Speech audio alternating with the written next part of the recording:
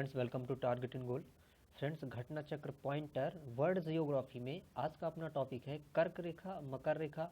और इसके आगे हम देखेंगे पृथ्वी के संबंध में कुछ और भी जानकारियाँ। चट्टानें भी पढ़ेंगे हम कि चट्टानें पृथ्वी में कौन कौन सी हैं, प्रारंभिक चट्टानें कौन सी हैं और चट्टानें कैसा अपना रूप बदल लेती हैं। और एक चट्टान कभी भी स्थिर नहीं रहती, एक से वो दूसरे में परिवर्तित हो जाती है। तो ये सब आज के हम वीडियो में देखने वाले हैं। तो चलिए पहले शुरू करते हैं हम कर्क और मकर रेखा। इसके पहले जो हमने वीडियो बना है फ्रेंड्स, वो भी आप देख लें, ताकि इसके पहले जो हमने वीडियो बनाया था वो बनाया था विषुवत रेखा पर, विषुव रेखा पर बनाया था।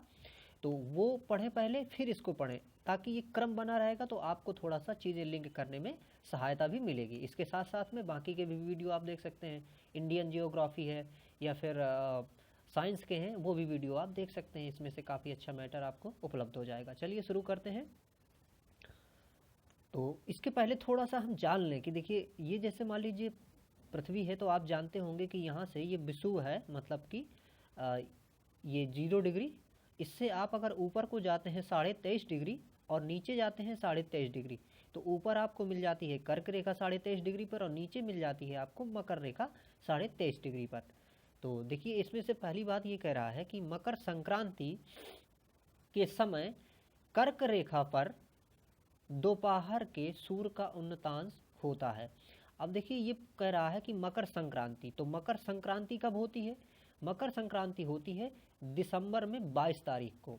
अब देखिए, मकर संक्रांति का ये मतलब हुआ कि अगर ये मान लीजिए अपनी पृथ्वी है, तो पृथ्वी के नीचे मकर रेखा, और मकर रेखा पर जब सूर्य सीधे चमकता है ना, उसकी किरणें जो हैं सीधे लंबवत पड़ती हैं, तब इसको कहते हैं मकर संक्रांति। और मकर संक्रांति 22 दिसंबर को मुख्यतः होती है।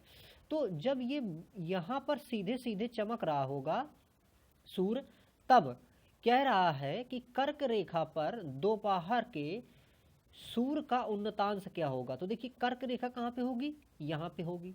अब यहाँ पे जो कर्क रेखा होगी, अगर सीधे सूर्य यहाँ चमक रहा है फ्रेंड्स, तो यहाँ से यहाँ का उन्नतांश अगर आप देखें तो 23.5 इधर का है, 23.5 यहाँ का है।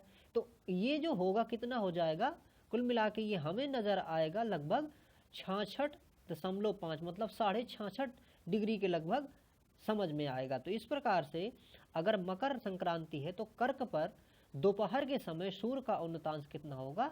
66.5 डिग्री होगा। कर्क रेखा गुजरती कहाँ कहाँ से? तो देखिए, अपना जो पूरा विश्व है, उस विश्व में जो ये कर्क रेखा है, वो देखिए किन किन जगहों से होके गुजर के जाती है। तो हम अगर इसको क्रम से देखें तो यहाँ पर देखिए पूरे के पूरे उस तरह से एक साथ दिया गया है कि मैक्सिको, बहामास, माली, मॉरिटानिया, नाइजीरिया, अल्जीरिया, चाड, ये सब देश कहाँ के हैं फ्रेंड्स? ये हैं अफ्रीका के, ठीक है। फिर लीबिया। अब देखिए, अब इधर से हम जब एंटर करते हैं कहाँ पे? एशिया वाले क्षेत्र में, तो हमें क्या मिलता है? सऊदी अरब, फिर मिस्र मिलता है, संयुक्त अरब अमीरात भी मिलता है। इसके बाद इंडिया, इंडिया को 2 बराबर भागों में लगभग बांटती है। और आगे जाइए तो बांग्लादेश, म्यांमार, चाइना, ओमान भी यहाँ पर शामिल है, और ताइवान। तो यहाँ से ये जो कर्क रेखा है क्या होती है कि गुजरती है। तो इस प्रकार से देखिए, यहाँ पर ये चीज़ें भी एक और यहाँ पर ये हमने अभी छोड़ दिया था कि हवाई, हवाई कहाँ पे है? यूएसए में। तो इस प्रकार से हवाई, यूएसए, फिर यहाँ पर देखिए मोरक्को और बहमास, इस तरह से सारे जगहों से ये जो कर्क रेखा है गुजरती है। मकर रेखा की यदि बात करें तो मकर रेखा देखिए कहाँ कहाँ से गुजरती है। देखिए, ये अगर दक्षिण अफ्रीका में देखें तो ये ब्राज़ील से गुजरती है। ऑस्ट्रेलिया को लगभग ये 2 बराबर भागों में बांटती है। जिस प्रकार से कर्क रेखा भारत को लगभग 2 बराबर भागों में बांट देती है, इसी प्रकार से मकर रेखा जो है वो ऑस्ट्रेलिया को लगभग 2 बराबर भागों में बांटती है। पराग्वे, पराग्वे कहाँ का है? ये भी है दक्षिण अमेरिका का। इसके बाद मडागास्कर, ये मडागास्कर कहाँ से है? ये है अफ्रीका का। अर्जेंटीना, अर्जेंटीना कहाँ का है? अमेरिका से है ये। मोज़ैम्बिक, चिली, दक्षिण अफ्रीका, फ्रेंच, पोलिनेशिया। देखिए, ये पोलिनेशिया कहाँ पे? देखिए फ्रांस दिया है इसमें, लेकिन इसकी जो सीमा है वास्तव में वो कहाँ पे है? अफ्रीका में है, ठीक है। ये पोलिनेशिया जो है इसकी सीमा देखिए फ्रांस के कंट्रोल में है, कब्जे में है, लेकिन इसकी जो सीमा है वो अफ्रीका में है। बोत्सवाना, नामीबिया ये भी वहीं के हैं, अफ्रीका के ही हैं। तो इस प्रकार से जो मकर रेखा है इन इन देशों से गुजर के जाती है। जब सूर्य की किरणें मकर रेखा पर लंबवत चमकती हैं तब तब क्या स्थिति होती है कि उत्तर पश्चिम भारत में उच्च वायुदाब विकसित होता है। अब इसको थोड़ा सा समझते हैं। देखिए ये कह रहा है कि जब सूर्य की किरणें मकर रेखा पर लंबवत होती हैं, तो सूर्य की किरणें मकर रेखा पर लंबवत कब होती हैं? 22 दिसंबर को। ठीक, अब 22 दिसंबर को उत्तर में अगर हम जाएं, उत्तरी गोलार्ध में, और अपने भारत में जाएं, तो 22 दिसंबर को भारत में कौन सी स्थिति होगी? ठंडी का मौसम होगा और काफ़ी ज़्यादा ठंडी पड़ रही होगी। तो अब देखिए इसमें कह रहा है कि जब सूर्य की किरणें मकर रेखा पर लंबवत चमकती हैं तो उत्तर पश्चिम भारत में उच्च वायुदाब होता है। तो उत्तर पश्चिम भारत आप जानते हैं कि मान लीजिए ये अपना अगर मान लीजिए ये इंडिया है, तो देखिए यहाँ ये वाला जो पोर्शन होगा जहाँ पे हमारा राजस्थान वाला क्षेत्र है, यहाँ पर ठंडी खूब पड़ती है। तो ठंडी अगर कहीं पर पड़ रही है, इसका मतलब वहाँ पर क्या है? उच्च वायुदाब होता है। जब गर्मी पड़ती है तो वायु गर्म होकर ऊपर की ओर उठती है, और जब वायु ऊपर की ओर उठती है तो वहाँ पर निम्न वायुदाब क्रिएट होता है। लेकिन जब ठंड का मौसम होता है तो वायु भारी होकर नीचे की ओर बैठती है और यहाँ पर उच्च वायुदाब की स्थिति पैदा हो जाती है। तो जब कुल मिला के अगर वैसे भी देखें तो पूरी ठंडी भर में क्या होता है कि वायुदाब जो होता है अपने भारत का वो ज़्यादा होता है, और पूरी गर्मी में अगर देखें तो वायुदाब कम होता है क्योंकि हवाएं ऊपर की ओर उठती हैं। अगला अपना देखिए इसी में टॉपिक है दिन रात। तो दिन रात कैसे होते हैं? आप जानते हैं कि हमारी जो पृथ्वी है वो पश्चिम से पूर्व की ओर घूमती है।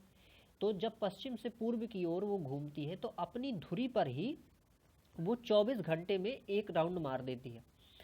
तो एक राउंड जब वो घूम लेती है तो देखिए जैसे मान लीजिए ये अपना पृथ्वी हो गई, और मान लीजिए इधर से ये सूर्य है, तो इधर से सूर्य की ये किरणें देखिए आ रही हैं, जैसे मान लीजिए तो ये किरणें आ रही हैं। लेकिन जब ये देखिए ये जो राउंड हो रही है पृथ्वी, तो इस राउंड की वजह से, ठीक है, इस राउंड की वजह से क्या होगा कि सूर्य का प्रकाश एक ही क्षेत्र में पड़ता है, दूसरे क्षेत्र में नहीं पड़ पाता है। तो जिस क्षेत्र में नहीं पड़ता है वहाँ पर रात हो जाती है। तो दिन और रात जो होते हैं वो कैसे होते हैं? पृथ्वी के अपने धुरी पर घूमने की वजह से दिन रात होते हैं। विषुव या इक्विनॉक्स, विषुव का मतलब क्या होता है कि विषुवत रेखा में सूर्य का चमकना, इसे कहते हैं विषुव या इक्विनॉक्स। तो विषुव या इक्विनॉक्स वर्ष में 2 काल जब दिन और रात बराबर होते हैं। तो देखिए ये मतलब कि जो अपनी इक्वेटर है, ठीक है, या इक्विनॉक्स है या फिर विषुव है, तो इसमें 2 समय ऐसे होते हैं जबकि मतलब दिन रात क्या होते हैं कि बराबर होते हैं। तो ये इक्विनॉक्स की स्थिति पे दिन रात पूरी पृथ्वी पे बराबर होते हैं एक्चुअली। तो वो स्थिति कब होती है? वो होती है एक तो देखिए 20 से 21 मार्च की, और एक होती है 22 और 23 सितंबर की। ये कैसे?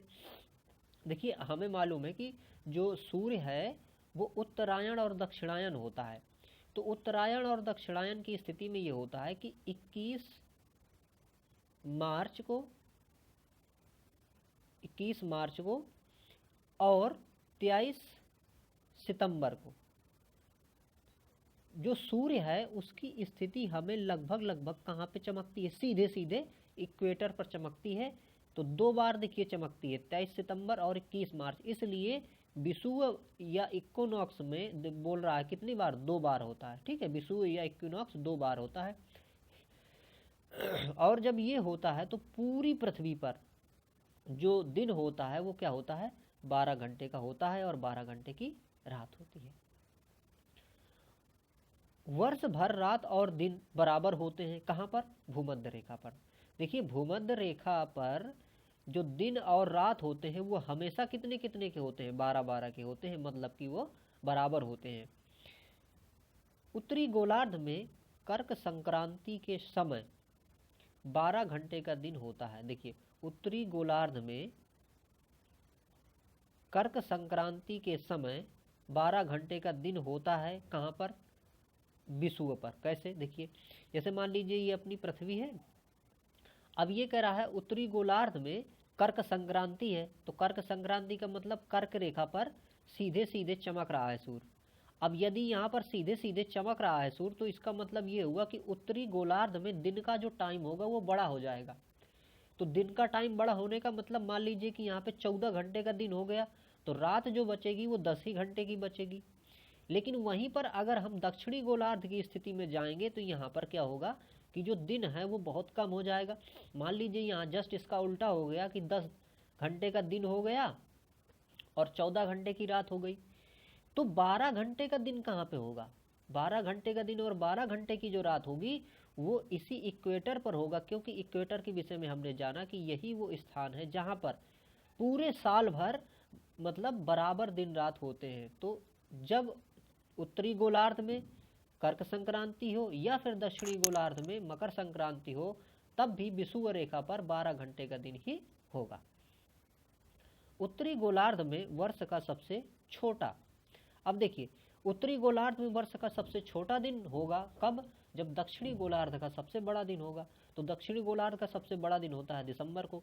तो ये मान लीजिए कि जैसे पृथ्वी में तो ये 0, और यहाँ पर जब सीधे सीधे चमक रहा होगा अगर सूर्य, तो यहाँ पर क्या होगा, इस गोलार्ध में दिन सबसे छोटा हो जाएगा। और वो तिथि कौन सी होगी, 21 या 22 दिसंबर।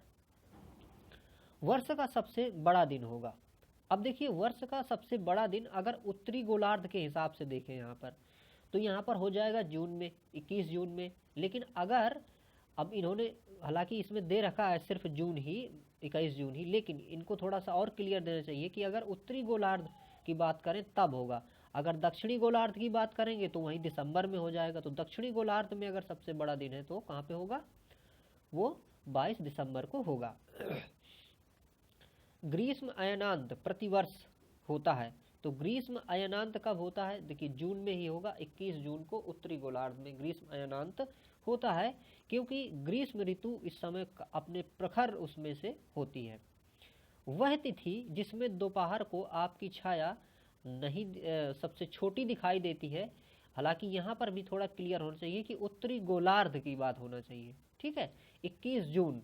अब देखिए चूंकि हम उत्तरी गोलार्ध में रह रहे हैं, इसलिए जो कंटेंट बनाया जा रहा है वो उत्तरी गोलार्ध के हिसाब से ही बुक लिख दी गई, लेकिन इसको और भी क्लियर करके कहा जा सकता था कि उत्तरी गोलार्ध में, ठीक है।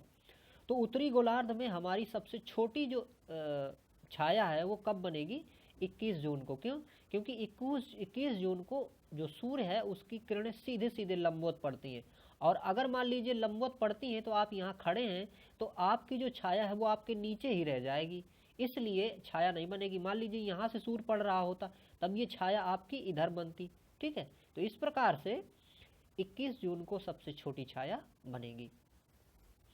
अब देखिए अगला टॉपिक है अपना पृथ्वी की उत्पत्ति एवं भूगर्भिक इतिहास।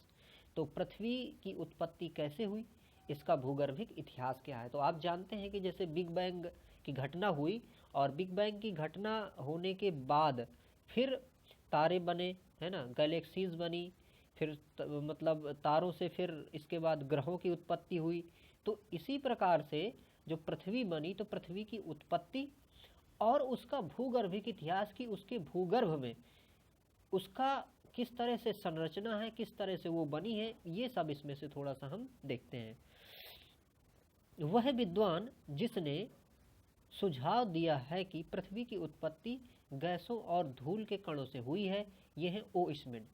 अब देखिए पृथ्वी की उत्पत्ति के लिए कई मतलब विद्वानों ने अपने अपने मत दिए। जैसे कि एक मत ये भी एक कहा कि दो तारक सिद्धांत। दो तारक सिद्धांत में ये माना जाता है कि एक तारा था सूर्य और इसके नज़दीक से एक दूसरा तारा गुजरा, तो जब ये गुजरा तो इसने क्या किया कि इस तारे का कुछ पदार्थ इस प्रकार से खींच लिया, और जब ये खींच लिया तो ये कुछ इस प्रकार से आकृति इसकी बन गई, इस प्रकार से ये इसकी कुछ आकृति ऐसी बन गई। फिर ये तारा दूर चला गया और इस तारे में क्या हो गया कि यहाँ से खंडन हो गया। इस खंडन होने की वजह से ये जो यहाँ का क्षेत्र था ये धीरे धीरे टूट गया, और फिर ये जो स्थिति है कुछ इस प्रकार से बन गई ये, और फिर ये इसके इधर इधर चक्कर लगाने लगे। तो इस प्रकार से कुछ विद्वान मानते हैं कि 2 तारक सिद्धांत है, कुछ विद्वान मानते हैं कि 1 तारक सिद्धांत है, कुछ विद्वान ये भी मानते हैं कि निहारिका एक प्रक्रिया से इसका जो है निर्माण हुआ है। तो इस प्रकार से अगर हम यहाँ पर गैसों और धूल के कणों की उत्पत्ति की बात करें तो वो इसमें इसके बारे में कहते हैं। पृथ्वी की आयु निर्धारण करने में जिस विधि का प्रयोग किया जाता है वह है यूरेनियम डेंटिंग। अब देखिए यूरेनियम डेंटिंग क्या है कि जैसे हमारी पृथ्वी है तो इस पृथ्वी के बनने के समय ही यूरेनियम जैसे तत्व बने। यूरेनियम एक क्या है कि ऐसा पदार्थ है जो कि स्वतः विघटित होकर तीव्र वेधी किरणों को उत्सर्जित करता है, तो इसलिए ये एक रेडियो एक्टिव पदार्थ है। तो रेडियो एक्टिव पदार्थ का एक गुण होता है कि इसकी अर्धायु होती है। अर्धायु का मतलब वो पदार्थ अपनी क्वांटिटी का आधा विघटित हो जाता है, और ये जो टाइम है ये बहुत मतलब करोड़ों अरबों वर्ष में हो सकता है। तो इस प्रकार से यूरेनियम डेंटिंग के माध्यम से हम पृथ्वी की या फिर पृथ्वी की चट्टानों को लेके उसकी आयु ज्ञात कर लेते हैं, जिसे हम यूरेनियम डेंटिंग कहते हैं, और पृथ्वी की आयु इससे ही ज्ञात की जाती है। महान हिमयुग का संबंध है। महान हिमयुग का संबंध है किससे? प्लीस्टोसीन युग से। तो प्लीस्टोसीन युग जो कि मतलब हिमयुग है कहलाता है। तो हिमयुग के समय क्या हुआ कि पृथ्वी में बहुत ज़्यादा बर्फ जम गई थी, और इसी वजह से जो हमारे डायनासोर जैसे प्राणी थे, काफ़ी बड़े प्राणी, उनके नष्ट होने की भी घटना इसी हिमयुग से मानी जाती है क्योंकि वो बर्फ में दब गए और धीरे धीरे वो सरवाइव नहीं कर सके और फिर उनका अंत हो गया। वह काल जिसको प्रायः लघु हिमयुग कहा जाता है। लघु हिमयुग कहा जाता है 1300 ईसा से 1870 ईसा। ये क्यों कहा जाता है? क्योंकि यूरोप में इस समय बहुत ज़्यादा बर्फ पड़ी, इसलिए इसको लघु हिमकाल कहा जाता है। डायनासोर का काल। डायनासोर का जो काल है आज से लगभग 6 करोड़ 70 लाख वर्ष पूर्व माना जाता है कि उस समय डायनासोर जो थे वो जीवित थे और इस पृथ्वी में सरवाइव कर रहे थे। महाद्वीपों के अलग होने का कारण विवर्तनिक क्रिया है। अब देखिए विवर्तनिक क्रिया क्या होती है। जैसे मान लीजिए ये एक पूरी एकदम से एक चट्टान है, ठीक है, ये पृथ्वी की एक प्लेट है, और यहाँ पर अगर हम देखें कि ये नीचे चूंकि देखिए क्या है, लावा ही है, ठीक है, नीचे पृथ्वी में लावा ही है। तो ये जो लावा है मान लीजिए नीचे पृथ्वी में, ये इधर से इस यहाँ पर अगर थोड़ी ब्रेक है, ब्रेक का मतलब यहाँ से कमज़ोर है चट्टान, तो ये ऐसे लावा नीचे से ऊपर की ओर जाएगा, ठीक है। जब ये जाएगा और यहाँ पर ठंडा होगा तो क्या होगा कि ये इसका विस्तार होगा ऐसे, ठीक, ये विस्तार होगा, ये विस्तार होगा। तो मान लीजिए कि ये पूरी एक चट्टान थी जो कि महाद्वीप था, और इस महाद्वीप से होगा क्या कि यहाँ से इसका ब्रेक हो जाएगा और यहाँ के इधर इस दिशा की ओर और यहाँ से इस दिशा की ओर ये चट्टानें चल देंगी। इस प्रकार से ये पूरा एक महाद्वीप 2 भागों में विभाजित हो जाएगा। तो इसी क्रिया को क्या कह रहे हैं?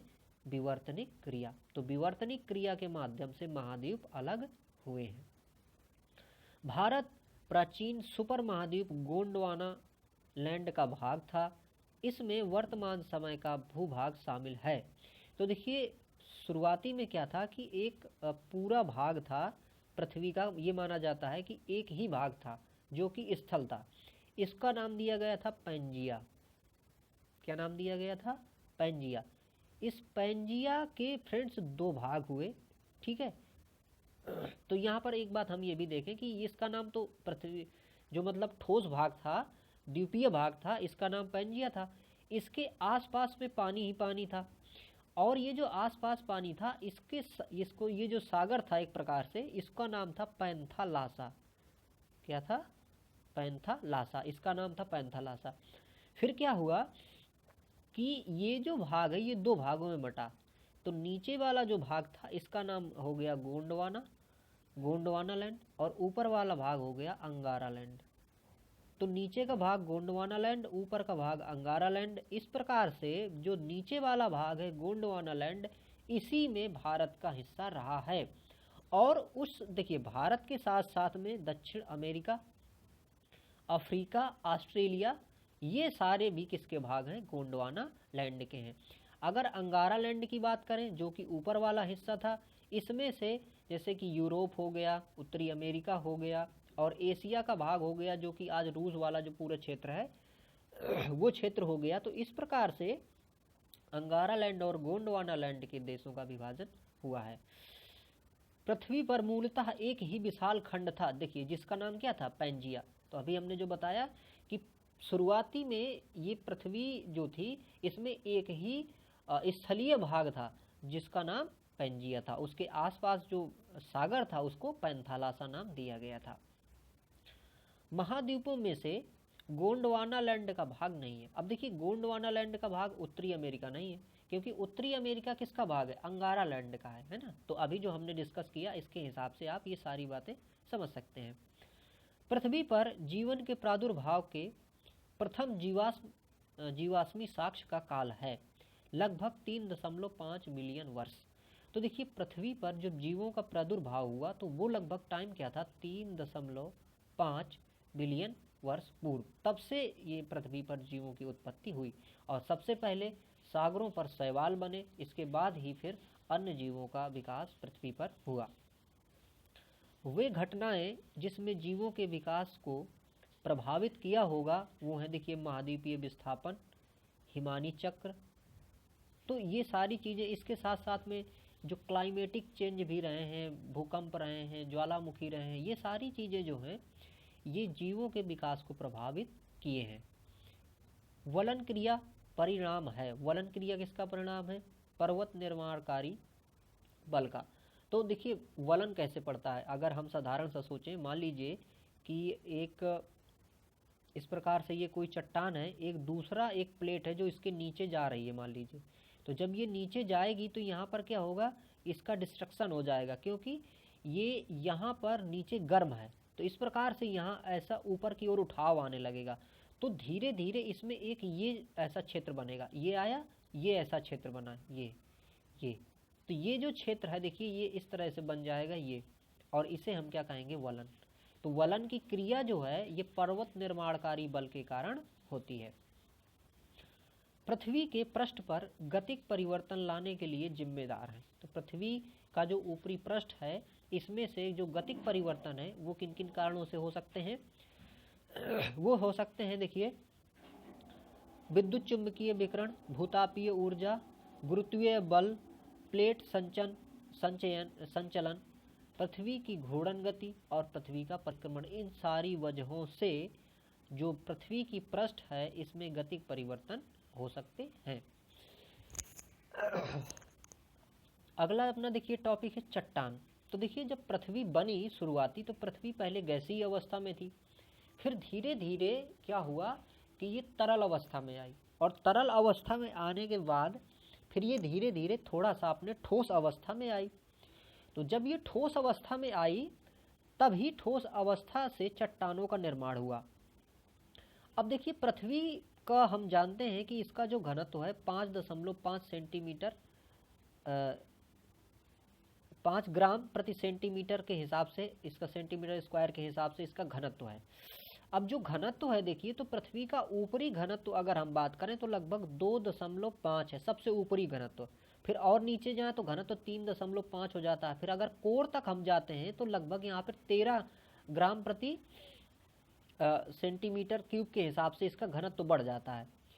तो अगर घनत्व की बात करें तो ऊपर से नीचे की ओर घनत्व बढ़ता जाता है। इसका मतलब ये है कि जब पृथ्वी का निर्माण हुआ तो जो भारी तत्व थे पृथ्वी के, जैसे कि मान लीजिए कि लोहा है या फिर निकिल है, तो ये पृथ्वी के कोर पर चले गए हैं, ठीक है। तो इस प्रकार से ये पृथ्वी का जो घनत्व है ऊपर से नीचे की ओर जाने पर बढ़ता जाता है। अब देखिए चट्टानों में कुछ सही कथन क्या, एक चीज़ और, तो देखिए जब भी जैसे ये गैसीय अवस्था से तरल अवस्था में आई और तरल अवस्था से जब ठोस अवस्था में बनी तो सबसे पहले जो चट्टानों का निर्माण हुआ था वो कौन सी चट्टानें थी, वो थी प्राइमरी चट्टानें या फिर आग्नेय चट्टानें। कौन सी चट्टानें, आग्नेय चट्टानें। फिर ये जब आग्नेय चट्टानों का विखंडन होता है फ्रेंड्स तब बनती हैं अवसादी चट्टानें। अवसादी चट्टानें, और अवसादी चट्टानों से या फिर इन दोनों चट्टानों से अगर हम देखें तो एक बनती हैं रूपांतरित चट्टानें या कायांतरित भी बोलते हैं इनको, कायांतरित, ठीक है। तो कायांतरित चट्टानें, तो इस प्रकार से आग्नेय, अवसादी और कायांतरित 3 प्रकार की चट्टानें मुख्यतः होती हैं। अब देखिए यहाँ पर हम सही कथन के बारे में समझते हैं। परतदार चट्टानों ये परतदार चट्टानें पृथ्वी की सतह पर जलीय तंत्र द्वारा निर्मित होती हैं। तो परतदार चट्टानें, देखिए परतदार चट्टानें या अवसादी चट्टानें ये कैसे बनती हैं कि जब जो आग्नेय चट्टानें हैं इनका विघटन होता है, तो इनका विघटन मान लीजिए अगर पानी से हो रहा है तो पानी के नीचे यानी परतदार चट्टानें पृथ्वी की सतह पर जलीय तंत्र द्वारा निर्मित होती हैं। तो जलीय तंत्र द्वारा ये पक्का निर्मित होती हैं। इसके बाद देखिए परतदार चट्टानों के निर्माण में पूर्व विद्यमान चट्टानों का क्षरण सम्मिलित है। इसका मतलब ये हुआ कि पहले ये जो कोई चट्टान रही होगी इसका क्षरण हुआ होगा, उस क्षरण से ही इसका निर्माण किसका, परतदार चट्टानों का हुआ होगा। परतदार चट्टानों में जीवाश्म भी पाए जाते हैं। जीवाश्म ऐसे मान लीजिए कि एक कोई चट्टान है, ठीक है, मान लीजिए ये सागर है और यहाँ पर एक कोई चट्टान है। ये चट्टान धीरे धीरे घुल के नीचे बैठी और यहीं पर मान लीजिए जो जीव थे वो इसके साथ में जम जाएंगे, है ना। अगर दब जाएंगे, जम जाएंगे तो क्या बन जाएगा, ये जीवाश्म बन जाएगा। तो परतदार चट्टानों में जीवाश्म पाया जाता है और परतदार चट्टानें विशिष्ट रूप से परतों में पाई जाती हैं। तो परतों में, क्योंकि मान लीजिए कि अगर ये चट्टान है धीरे धीरे घुलेगी तो यहाँ के परत के रूप में धीरे धीरे ये जमेगी, तो परतों के रूप में ये पाई जाती हैं। अवसादी शैलों के लिए कथन सत्य है कि ये शैलें स्तरों पे निक्षेपित होती हैं। तो अवसादी शैलें जो होती हैं वो कैसी होती हैं, स्तरों पे धीरे धीरे निक्षेपित इस तरह से होती जाती हैं। बलुआ पत्थर एक परतदार चट्टान है क्योंकि ये पानी के नीचे मिल, देखिए तो बलुआ पत्थर जो है ये भी क्या है, एक परतदार चट्टान ही है और ये पानी के नीचे निर्मित होता है। आग्नेय चट्टानों के लिए कथन सत्य है, ये क्रिस्टलीय अक्रिस्टलीय दोनों तरह की हो सकती हैं। तो देखिए अभी जो हमने बात की थी कि आग्नेय चट्टानें प्रारंभिक चट्टानें हैं, ये लावा से निर्मित होती हैं। अगर ज्वालामुखी भी कभी फटता है तो सबसे पहले निर्मित होने वाली चट्टानें आग्नेय चट्टानें होती हैं। आग्नेय चट्टानें क्रिस्टलीय भी हो सकती हैं, अक्रिस्टलीय भी हो सकती हैं। तो क्रिस्टल का मतलब ये है कि वो एक मतलब रवेदार हो सकती हैं, ठीक है, रवेदार और अक्रिस्टलीय भी हो सकती हैं, दोनों तरह की हो सकती हैं। क्रांगलोमेरेट, ग्रेनाइट, सेल एवं बलुआ पत्थर में से एक चट्टान में जीवाश्म नहीं पाए जाते हैं, ग्रेनाइट में। अब देखिए जो ग्रेनाइट चट्टानें होती हैं ये मूल चट्टानें होती हैं, सीधे सीधे लावा से बनती हैं, इसलिए इनमें से जीवाश्म पाए जाने की कोई संभावना नहीं होती है। जैसे मान लीजिए ज्वालामुखी फटा, तो ज्वालामुखी फटा मान लीजिए तो ये गर्म लावा होगा, इसमें कोई जीवाश्म नहीं होगा और सीधे सीधे आके ये ज़मीन में मान लीजिए जम गया। तो ये जो ग्रेनाइट जो चट्टानें बन गई, ग्रेनाइट चट्टानें या फिर जो ग्रेनाइट है ये किसका रूप है, आग्नेय चट्टान का है, तो इसलिए इसमें कोई भी जीवाश्म नहीं होगा। रूपांतरित चट्टानों की उत्पत्ति होती है। रूपांतरित चट्टानों की जो उत्पत्ति है वो आग्नेय और तलछटी दोनों से होती है। मतलब कि आग्नेय चट्टानें या फिर अवसादी चट्टानें दोनों से क्या बनती हैं, रूपांतरित चट्टानें। ग्रेनाइट होता है, उदाहरण है किसका, आग्नेय चट्टान का है ग्रेनाइट उदाहरण। अवसादी शैल का उदाहरण है, अवसादी शैल बलुआ पत्थर, चूना पत्थर, सेल, ये सब किसका है, अवसादी शैल के उदाहरण है। तो फ्रेंड्स इस वीडियो में इतना ही। अगला वीडियो में अब हम पढ़ेंगे क्या, ज्वालामुखी। तो अगला अपना टॉपिक होगा ज्वालामुखी। इसी के साथ हम क्रम पे आपको जो भी टॉपिक रहेंगे क्रम से आपको पढ़ाते जाएंगे। और फ्रेंड्स यदि ये वीडियो आपको अच्छे लगते हैं तो इसको लाइक ज़रूर करें और अपने दोस्तों के साथ भी शेयर करें और चैनल पे यदि नहीं है तो इसको सब्सक्राइब भी कर लें। Thank you for watching.